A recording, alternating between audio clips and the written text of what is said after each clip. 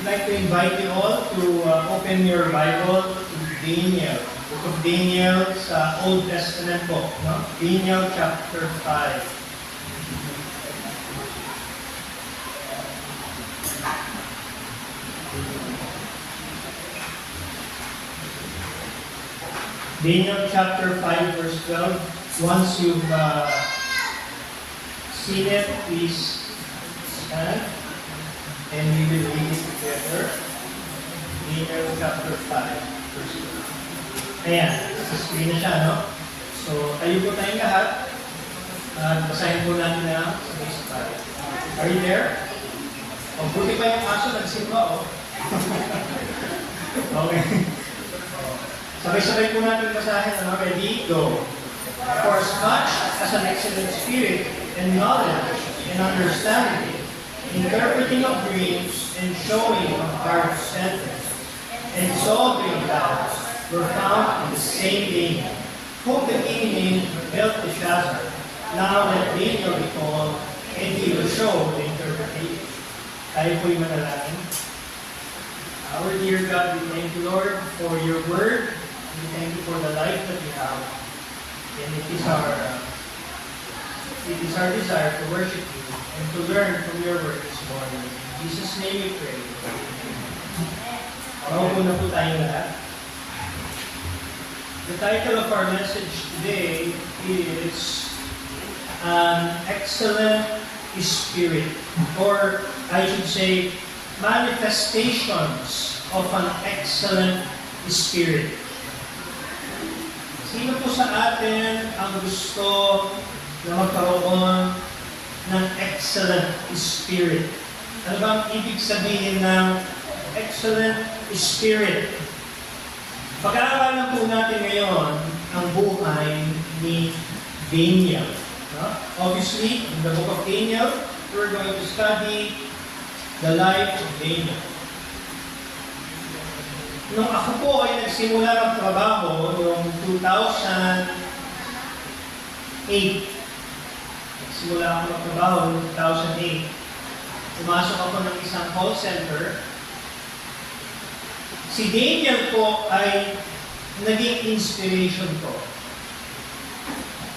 Because when you go into the world of work, madami pong tukso.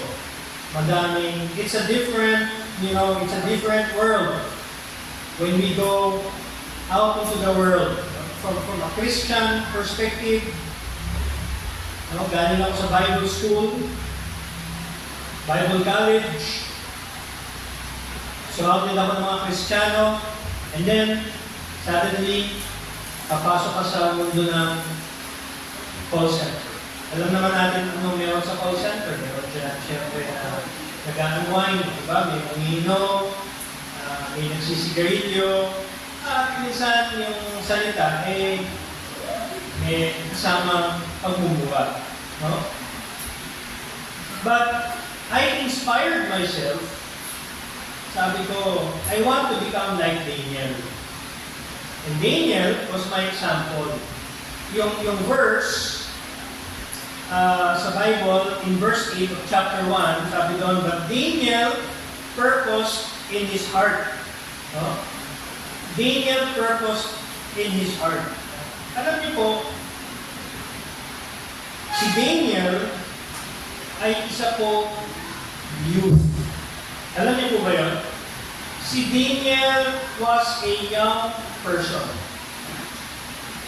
He was not like me. He was maybe like some of you. No? In chapter 1, let's look at the background of Daniel. Chapter 1, verse 1, sabi po dito, in the third year of the reign of Jehoiakim, king of Judah, came Nebuchadnezzar, king of Babylon, unto Jerusalem and besieged it. So si Nebuchadnezzar po ay isang historical person. Okay? In history, he is referred to as Nebuchadnezzar II. Itanong niyo sa mga history teacher niyo kung kilala nila. because it was during the time of Nebuchadnezzar that Babylon experienced its heights. Kung kayo ay nag-aral ng history, you would have heard of the Hanging Gardens of Babylon. Hanging Gardens. Okay? Ang Babylon po, sa panahon ngayon, well, dati, ang tawag, isang tawag doon ay Mesopotamia. At ngayon ay Iraq. Yes, okay? So yan po ang background. Now, during 605 BC to 562 BC, nagkaroon ng tinatawag na exile or Babylonian captivity. Yung mga Jews that were living in Judah, they were taken captives. From Israel, they were taken to Babylon. You know what? That is what we call as, siguro, colonialism. Pinag-aralan natin yan sa history. Tayo, no? Yung Espanyol pumunta sa Pilipinas and we became colonized. Marunong tayo magsalita na Spanish words. Kaya natutuwa ako doon sa pinapanood ko na Spanish series. May mga naunawaan akong mga salita. No? And Daniel, he was part of the Jews that were exiled to Babylon. And Daniel was not a simple person like us. He was part of royalty. Okay? Isa siya sa mga prince. Okay? Tingnan po natin yung verse 2. Tingnan natin yung background. Ano? And the Lord gave Jehoiakim, king of Judah, into his hand with part of the vessels of the house of God, which he carried into the land of Shinar to the house of his God, and he brought the vessels into the treasure of the house of his God. Sino po si Jehoiakim? Jehoiakim, isa po itong evil king. Sabi po he did evil in the eyes of the Lord. 2 Kings chapter 23, verse 37. Now, si Jehoiakim, ang tatay niya ay righteous king. Naniwala kayo? Ang tatay niya ay si King Josiah. He was a righteous king. So, it does not follow na ang tatay mo, righteous, ay ikaw ay magiging righteous din. It doesn't follow. It also doesn't follow that evil parents will have evil children. No? The parents of King Josiah were Ammon and Jedidah. Si Ammon, isa din to sa mga evil kings of Israel. No? Paano siya nagkaroon ng anak na righteous, si King Josiah? Maybe yung influence ng nanay, si Jedidah. We can only guess. No? Yung lolo ni King Josiah is one of the most wicked kings of Judah due to his idolatry and cruelty. Manasseh's reign was marked by the introduction of pagan worship. Yan po ang background ng setting ng panahon ni Daniel. No? Israel was being led by an evil king. Kaya sabi ng Diyos in verse 1, ay in verse 2, the Lord gave Jehoiakim, king of Judah, into the hand of Nebuchadnezzar. Nebuchadnezzar was not a godly ruler. He was a pagan king. But God allowed itong si Jehoiakim na king ng Judah na matalo ni Nebuchadnezzar. What does that tell us? No? That God is sovereign. Pwede niyang gamitin na kahit hindi man nanampalataya, no, to humble His people.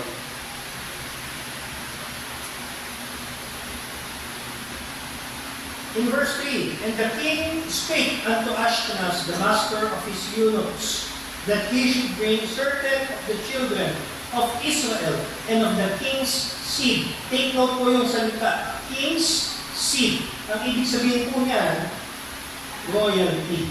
And of the princess. Tingnan natin verse 4. Children in whom was no blemish, but well favored, and skillful in all wisdom. So, eto na, no? Kinonquer nila yung Israel.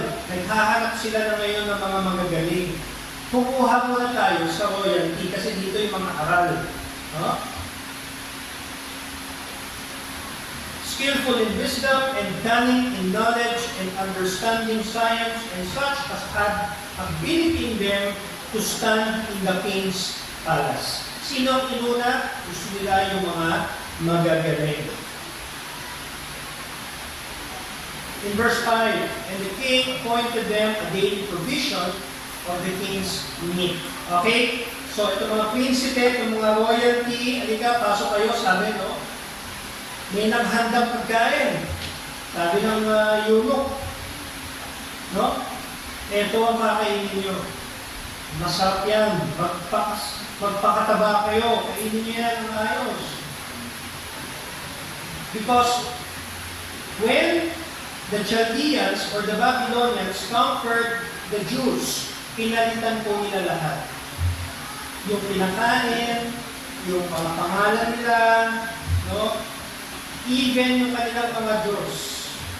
Even yung Diyos ng Israel, pinalitan ng Diyos na mga pagan gods. But, eto na, pasok, enter Daniel, ang bida sa istorya. No? Verse 6, now among these were of the children of Judah, Daniel, Hananiah, Mishael, and Azariah. In verse 7, unto whom the prince of the eunuchs gave names. Pinalitan po yung mga pangalan.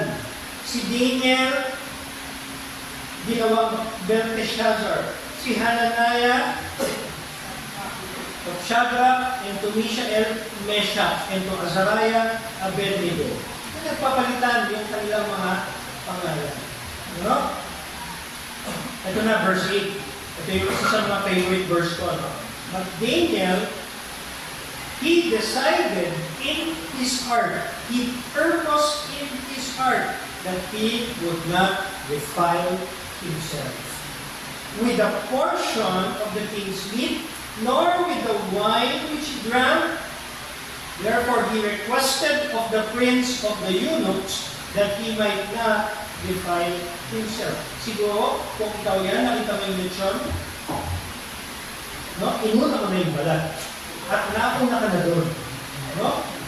Kalimutan mo na yung, yung mga gulay na kinakain mo. Kalimutan mo na yung mga costumbre mo na natutunan mula sa iyong pamilya. Nandito na tayo. Sabi nila, when in Rome, do as the Romans do. But Daniel was different. No? Hindi niya sinunggaban ng opportunity.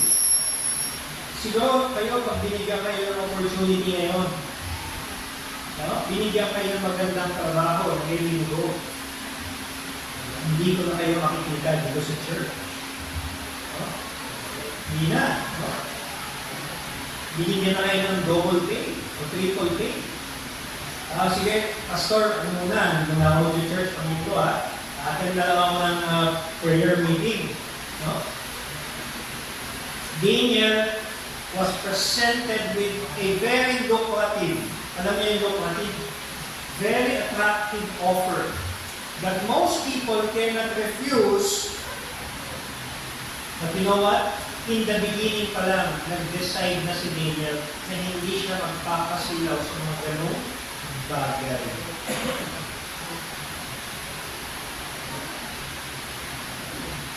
Daniel is portrayed as a wise, intelligent, and courageous individual who rose to prominence in Babylon because he manifested several things. And this morning, I'd like to share with you some of Daniel's features, no? How he manifested an excellent spirit. The first one I'd like you to know is that Daniel manifested an excellent spirit through his choices.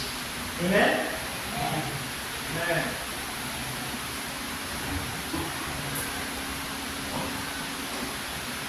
Daniel's purpose in his heart, number one, that he chose not to defile himself. Pag sinabi po natin defile, it means to spoil. It means to make dirty. If you defile the white linen, ibig sabihin nun, nadumihan. If you defile my reputation, ibig sabihin yung reputation ko, yung reputation ko maganda, hindi na ganun maganda. Pag na-defile yung aking kaisipan, at ako ay nanood ng mga bagay na hindi ko dapat panoorin, wala na yung aking innocence. No? Wala na, defiled na. Kung baga, yung baso, oo, naiinuman mo pa, pero masag na, hangin na tingnan. No? Daniel chose not to defile himself, not allowed himself to be corrupted. Si Jesus Christ po may teaching tungkol yan. Sabi niya sa Mark chapter 7, He said, that which cometh out of a man, that defileth a man. For from within, out of the heart of man, proceed evil thoughts, adulteries, fornications, murders, thefts. Isipin mo, pag nanakaw lang. No? Covetousness po. Parang gusto mo lang. Masama na yun. Wickedness, deceit, lasciviousness, an evil eye, blasphemy, pride, foolishness. Lahat ng ito. All these evil things come from within. These defile the man. Sabi ng ating Panginoon. Ito yung mga bagay na kumukurap sa atin. And Daniel is a good example. He did not choose to defile himself with the king's meat. Daniel chose to stick dun sa kanyang alam. Ano yung alam niya? The Christian way. The Bible way. In 1 Corinthians chapter 15 verse 33, sabi po dito, be not deceived, huwag kang madadaya, evil communications corrupt good manners. Ano ibig sabihin ito? Kapag ang mga kasama mo, nakilig ka, na sumama, no? Sabi nga nila, birds of the same feather, flock together. Ano pa yun? Tell me who your friends are, and I tell you who you are. Totoo po yan. If pag sumama ka sa mga palamura, after 1 year, gano'n ka na rin. Pag sumama ka sa mga kalbo, after 1 year, pag sumama ka sa mga nagkakapinala, after 1 year, mahilig ka na rin, magkape. No? Today, the question is, no? Ayun, natatawa kayo kasi practical. So, practical tayo. Sa panahon ngayon, how do we defile ourselves? How do we defile ourselves? Or are you conscious that you are already being defiled by the world? Alam niyo yung music na pinapakinggan natin, no? Music na pinapakinggan natin, mag-ingat po tayo. Dahil minsan hindi natin alam yung mga words at yung music mismo ay nag-trigger sa atin yan. Kilala niyo si King Saul, di ba? Pinugtugan siya ni David. Ano nangyari kay King Saul? Na-relax siya. Wow, sarap. Kahapon, habang pabalik ako sa Maynila, nakinig ako ng pang-relax. Kasi yung heart rate ko, tinitignan ko taas. Sabi ko 100. Kasi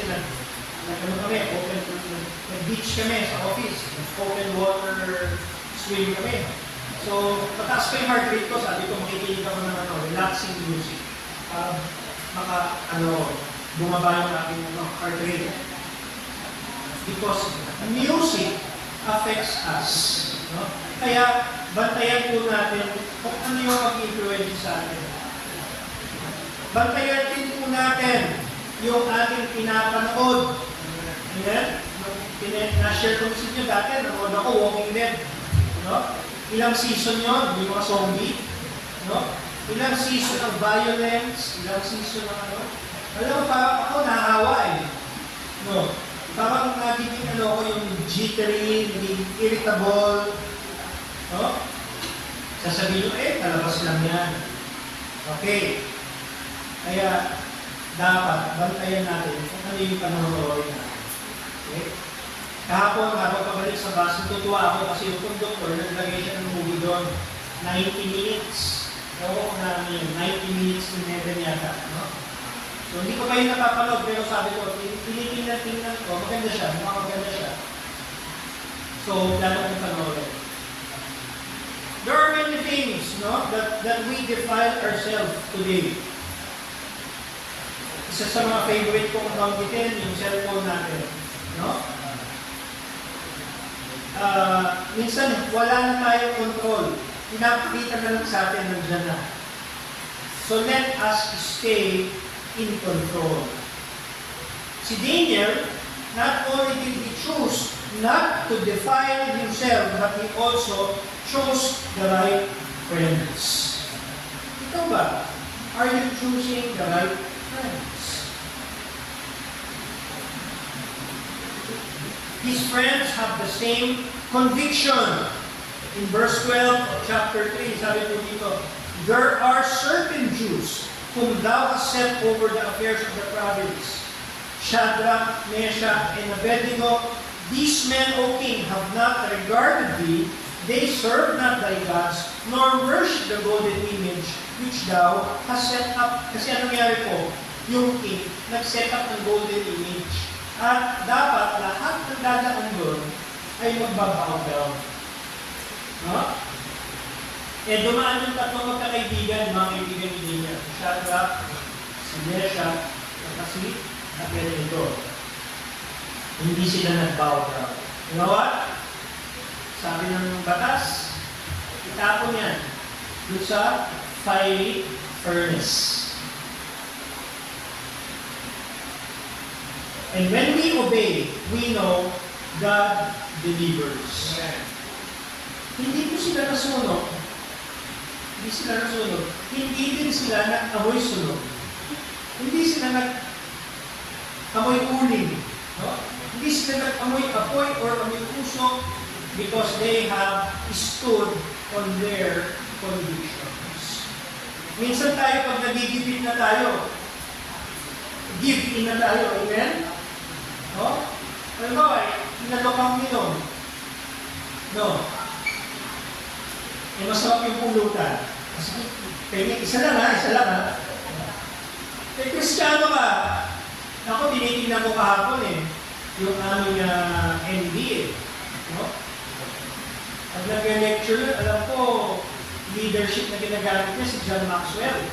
And John Maxwell is a pastor. No? At tinitignan ko siya sa grupo So, parang umiinom din yata siya. Ako, inalok nila ako, sabi ko. Medyo nasabi ko, ay, hindi ako umiinom ng masama sa katawan. Anak ako ng kape. Ang tawag ako, kuha ko ng kape. Balik din ako. No? Hindi naman ako KJ. Hindi ako umiwalay sa kanila. Balik din ako. Doon ako, nagpag-usap ako sa kanila. Okay? Because Daniel, not only did he choose the right friends, he also chose to reveal who he is spiritually. Ipinakita niya yung kanyang convictions. He did not deny nor keep silent, but he expressed his convictions. Nung binigyan siya ng pagkain, no? Silang magkakaibigan, pwede naman sana, hindi niya naman, huwag niya nang sabihin na, nagugulay lang yung kakainin namin eh. Pwede naman niya hindi sabihin yun eh. Pwede niya naman simplihan ng konti lang, di ba? Pero, ang ginawa ni Daniel, he stood up and sinunod niya yung kanyang Christian convictions. You know what? Punta tayo sa number 2. Daniel manifested an excellent spirit through his influence. Ano yung kanina? Through his choices. Pangalawa, through his influence. Alam niyo, sabi niya, alika, Prince of Europe, no? Kinausap niya. Verse 9, Now God had brought Daniel into favor and tender love with the prince of the eunuchs. Isipin mo, no? Si Daniel, pinakinggan ng isa sa mga opisyal ng king. At na-convince niya. Paano nangyari yun? Notice that God was working in the life of Daniel, bringing him into favor with authorities in his life. How is it that we get favored by our authorities and gain their trust? Well, I have some things that I have discovered. Number 1 is by having a good attitude. Matutuwa sa iyo ang boss mo, amo mo, tatay mo, nanay mo, teacher mo, no? Pastor mo. Kapag ikaw ay may magandang attitude. Alam niyo, sabi nila, attitude will determine your altitude. May mga kilala ko magaling. Pero hanggang doon na lang magaling. Hindi sila binibless. Kasi they have an incorrect attitude. But Daniel, he has the right attitude. Kaya napansin siya ng eunuch and was favored. Kinausap niya. And what happened? Nakipag-hagel siya. Sabi niya, pwede bang subukan mo na lang kami? 10 days lang. Pag mas maganda kami tingnan at mas makisig kami, alam mo na lang, okay, mas effective yung ganitong diet sa akin. Pumayag. Bakit? Because there was favor in Daniel. How do we gain the people's trust, our authorities' trust? By having a good attitude. Secondly, by doing what is required. Hindi pwedeng good attitude lang na mabait ka lang. Hindi, kailangan mo din gawin yung trabaho mo. No? Kung estudyante ka, you have to put in the time to study. Hindi pwedeng pakit ka lang sa teacher mo. Diba? At sa tingin mo, ipapasa ka na. Kung trabahante ka, hindi pwedeng pag nandiyan, tinitingnan ka. Pag wala, chikahan tayo. No? You have to do what is required of you. Alam mo, as a level, are you a student? Are you a worker? Are you a church worker? Pag dito sa church, ikaw ay church worker, walang nakatingin sa'yo, anong ginagawa mo? Dapat nagwawalis ka, anong ginagawa mo? Dapat nagpupuras ka ng upuan. Pagpupo ni Brother Harvey, sa itim niyang pantalon, tayo niya, hindi pupiyo ka ng pantalon. Diba? Diba si Preacher Jomar, nagpakanta na, paghawak niya dito, kapag ipapakanta siya, itim na pala yung kanyang kamay. Dahil, makapal yung alikabok. Pero ngayon, wala akong alikabok. No? So, ibig sabihin, kung sino man po ang in charge, ginawa niya yung kanya, dapat gawin. kahit walang umapansin. Ang tawag po dyan ay faithfulness. Faithfulness. Number 1, good attitude. Number 2, doing what is required. Number 3, para magkaroon ka ng favor, no? Doing more than necessary. No? Sabi ng teacher, mag-aral kayo. Ang ginawa mo, hindi ka na nag-aral, nag-notes ka pa. At hindi ka lang nag-notes, ginawa mo pa ng YouTube. Para ma-explore ng mga klase mo. O, sinamaris ko na, panoorin nila lang. Aba, kakama sa'yo yung teacher mo. Ang galing nito, hindi lang siya nag-aaral, tinutulungan niya pa yung kanyang mga klase. Extra mile, di ba? Maganda yan. In Daniel chapter 2, there was a dream. Nagkaroon ng dream yung king. Kaso lang, madami kasing mga opportunists. Alam niyo yung opportunists, di ba? No? Yung mga magicians, yung mga sorcerers, ang gagawin nila, mag-invento sila ng kwento, ng interpretation. King, sabihin mo sa amin yung dream at i-interpret namin yung meaning ng dream na yan. Matalino yung king. Sabi niya, hindi ko sasabihin yung dream sa inyo. Ang gusto kong gawin niyo, sabihin niyo sa akin yung dream at sabihin niyo din kung anong ibig sabihin nun. Ang talino ng king. Kaya yung mga magicians, kamot sila. Hindi nila alam ang gagawin. Ang ginawa nila, na-recognize nila that there was this man of the Jews, of the exiled people. Ang pangalan niya, Daniel. You know? Daniel had influence. Make known your God. Make known that you are a Christian. Amen. Because someday, lalapitan ka nila, magtatanong sila sa iyo. Because of your influence.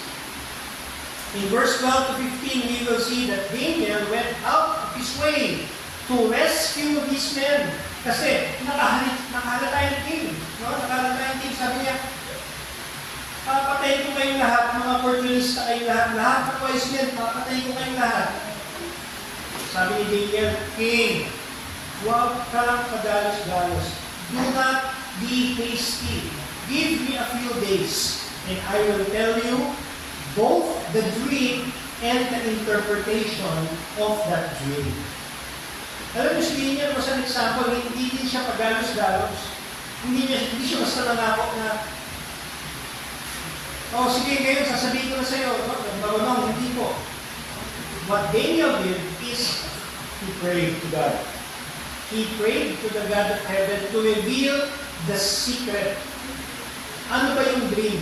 At ano yung interpretation?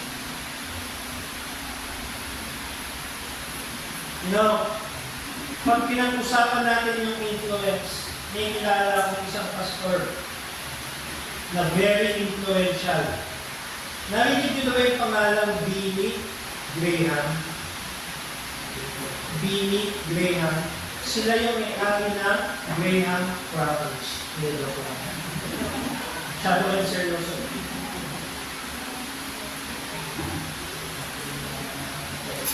Patay na po si Billy Graham. Nakatay siya a few years ago. But you know, Billy Graham was known for his close relationship with U.S. presidents. Advisor siya ng mga presidente. He met with Queen Elizabeth II in private.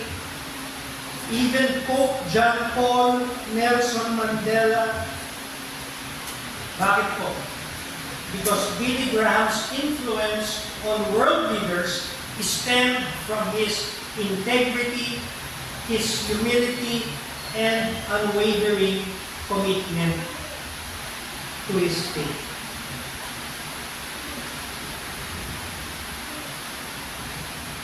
Billy Graham is a modern example of leadership. Alam niyo si Billy Graham, hindi siya natakot na makipag-usap sa Pope because he know who he is. He is a Christian. Hindi siya natakot na makipag-usap sa mga presidents. Hindi siya na-intimidate because he is serving God. And Daniel, he was not intimidated by King Nebuchadnezzar because he knows the living God who he is serving.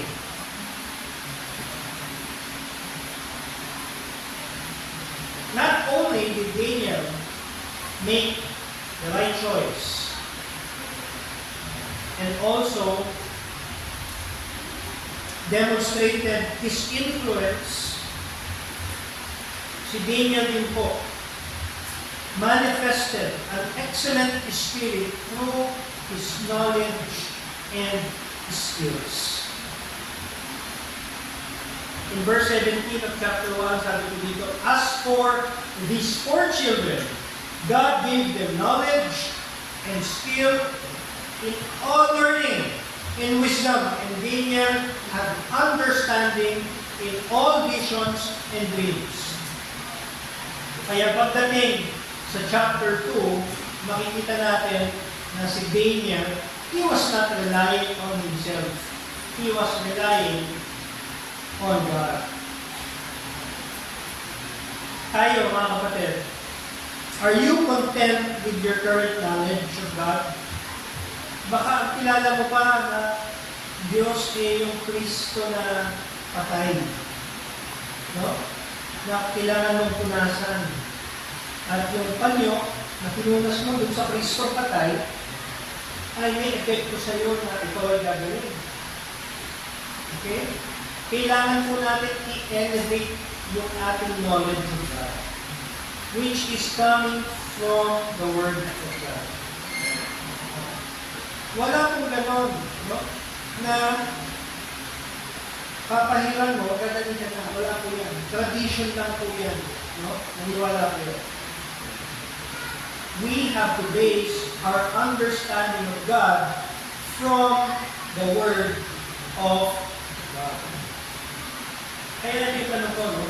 Content ko na ba sa paniniwala mo? Bilang isang empleyado, bilang isang business person, as a church worker, as a parent, as a preacher, as a teacher, as a pastor, are we satisfied with our knowledge of who God is? You know, ako po ay isang preacher, pero hindi ko pa na-exhaust ang dapat kong malaman tungkol sa Diyos. Every day when I read my Bible, I still discover who God is. Ganito pala ang Diyos kumilos. No? Minsan, nakikita ko, parang hindi ako agree. Example, yung pinatay ng mga bears, yung mga bata. Sabi ko, parang grabe naman ng Diyos, no?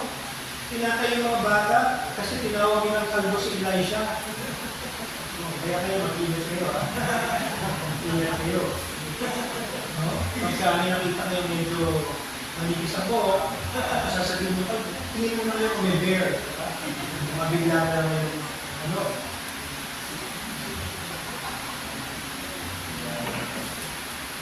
Huwag po tayong makontento sa ating pagkakilala sa Diyos. Let us elevate our belief. Amen? Examine your belief. Who is God? The God that I know loves you. Amen? The God that I know loves you. The God that I know hates sin. He hates sin. And because He hates sin so much, He will not let sin enter into heaven. And if you are a sinner, you cannot go to heaven. Pero sabi ng John 3:16, for God so loved the world that He gave His only begotten Son, that whosoever believeth in Him. Yun yun pala ang sagot, kung ikaw ay makasalanan at nanampalataya ka sa ginawa ni Kristo sa cross, you can enter heaven on Christ's behalf. Kasi binayaran na yung iyong kasalanan. Ando ka na sa likod. Si Kristo na yung nakaharap sa Ama. Panginoon, binayaran ko na ito ng aking dugo.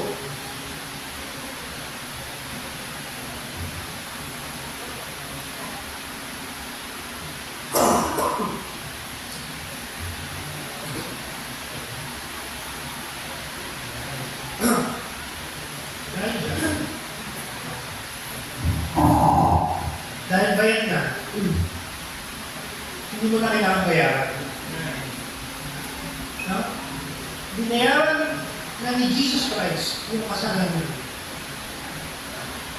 So, hindi mo na kailangan bayad. Hindi mo na kailangan mag-penitensya.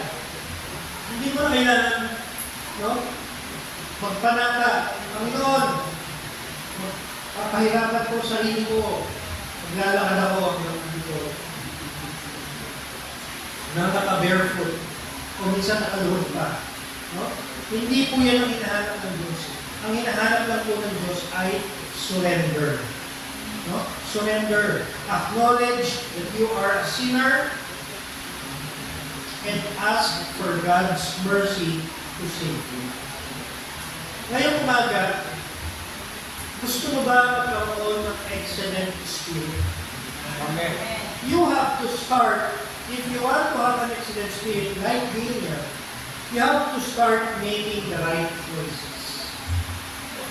Bago ka pumili, mag-pray ka muna. Pipili ka ng girlfriend, dami kasi mo, pipili ka muna. No? Ako, hindi ako nakapili, sila talaga eh. Sila talaga yung believer sa... Alam nyo bakit sila? Pinag-pray niya kasi ako. Oo, wala. Hindi ako hindi ako kapalag. No, pinag-pray niya ako. No, bago niya ako na-meet, kaya nung na-meet ko siya, wala na. Wala na talaga. Ito na, this is the one. We have to pray. No? That we will make the right choices. At di ako nagbibiro, no? Yung pagpili ng mapapangasawa, major decision po yan. Major po yan. Isipin mo, pinumaga, pagising mo, kanino mukha ang makikita mo? Sa kanya. Kaya pag tinignan mo yung mukha niya at hindi mo siya mahal, no? Ako, isipin mo, forever na yan. Make the right choices. Pangalawa, have an excellent spirit through your influence. Oh, si Brother Jomar, nakakatuwa. Meron siya mga bisita ng mga estudyante niya. Because of his influence. Diba? In-influensya niya ang kanyang mga magdiditing ng mga estudyante. And thirdly, through your knowledge and skills. Huwag po kayong makontento. No? You have to level up on your knowledge of God and yung mga skills, yung mga participation mo sa ministry. Baka gusto mo sumama sa recitation.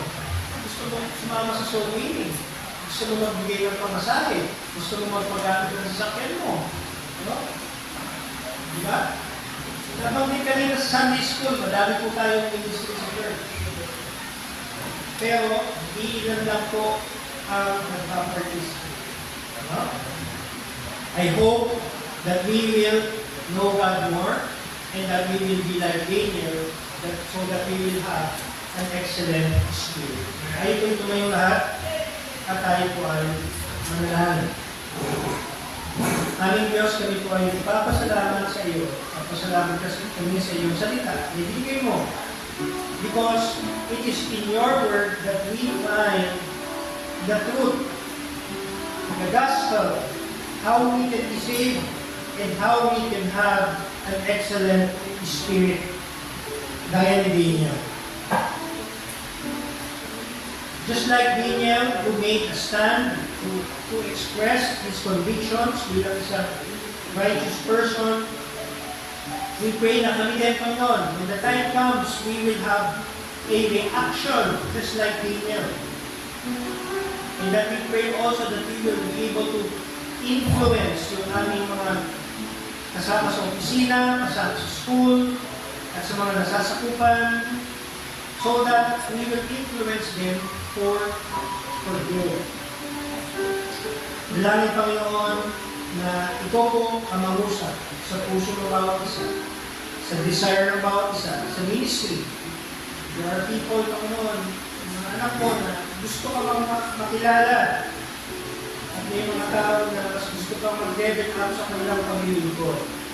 Dalangin ko, Panginoon, it is our prayer that you will speak to your children about these things. Speak to their heart, to our hearts, that we will do more, know you more, and do more for you this year, so that we can have an excellent school. Dear Lord, we thank you for this message. We thank you, Lord, for our pastor. We thank you for our church. We thank you for your members who are here. And we pray for your blessing upon our lives, that we will be more like you as we obey you every day. In Jesus' name we pray. God bless you po. You may be seated.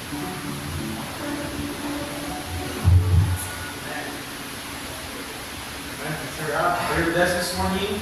Amen. And babawal po tayo sa ating pagbibigayan. I call Brother David to pray for our tithes and offering. And then after that, we'll also sing again, Holy, Holy 205. Ready po tayo lahat, and let's pray for our offering. Ay lahat ay kanyang Panginoon. Amang Diyos, na mga Panginoon sa lahat, kami po ay nagpapasalamat sa mensahe na aming pinapakinggan. At po, Panginoon, ay pagtulay-tulayan namin at maunawaan namin ang presensya ng inyong po pagsasakripisyo para sa aming po kaligtasan. Kami po ay kaunawa. At ito po ay aming po magamit sa aming po pagkawalan. Pagpalain po naman ang aming po pagbibigayan sa araw na ito. Pagpalain po ang mga kapatiran, pagpalain po ang kaisang offering at magamit po ito sa aming kalalabo ng gawain. Ang lahat na ito ay aming dalangin sa magaling sa pangalan ni Jesus, aming Diyos na tagapagligtas. Amen. Amen. May stand in place as we give that sing, Holy, Holy, Holy on hymn 205.